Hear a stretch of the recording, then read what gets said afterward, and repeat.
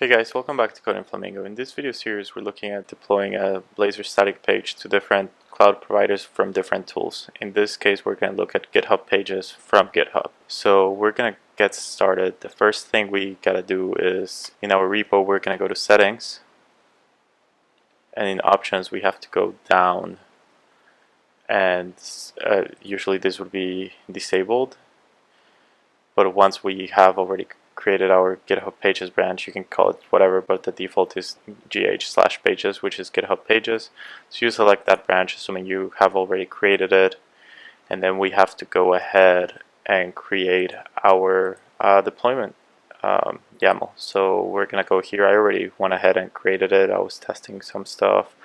So deploy to GitHub Pages, and I'll just go through it real quick. So we have the name for it. And then I do it every time I push to master, it'll start the build. And basically we do the regular build we have been doing.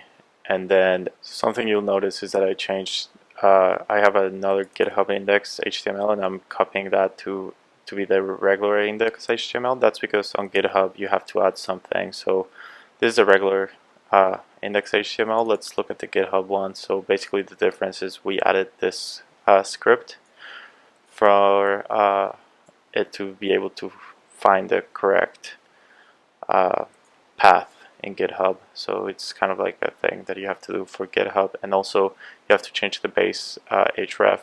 It's usually just // You have to change it to the name of your repo for it to go, because if we go back here in options,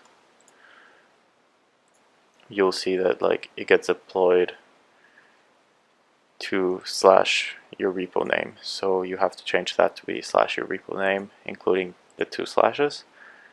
And then I also included a 404 page. So basically when it can't find it, it would give you a 404 page, but sometimes it's just, once again, it's just not routing it properly. So using this script, it routes it to the right page.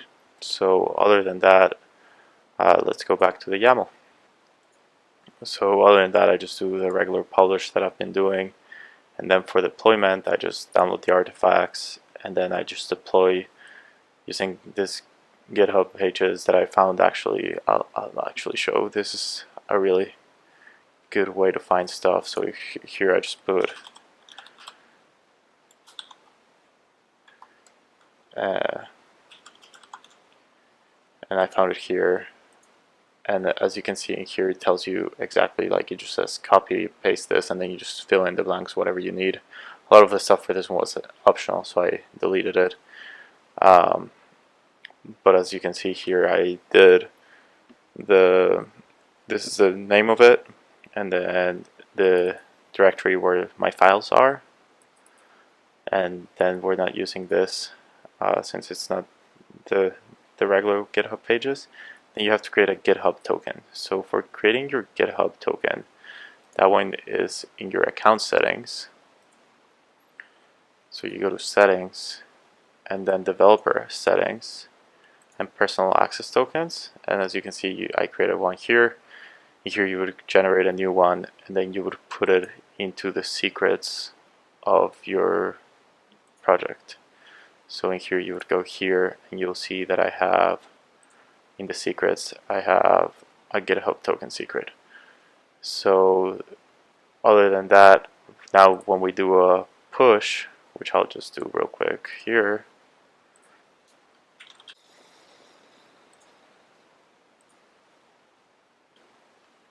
it will start an action. So we'll see here, and it'll start queuing it. And let's look at the branch. So basically what it does, if you see the thing, it'll push it to, by default it pushes it to a gh/pages branch. So if we see this branch, it's just our deployment code. It actually doesn't have the source code as this one does. And this is because this is what GitHub pages need to be able to load the page. So you have your 404 page, and then you have your index that if you see the change will make it that we have the right index for this page. Now if we go back to here to just get the link for it.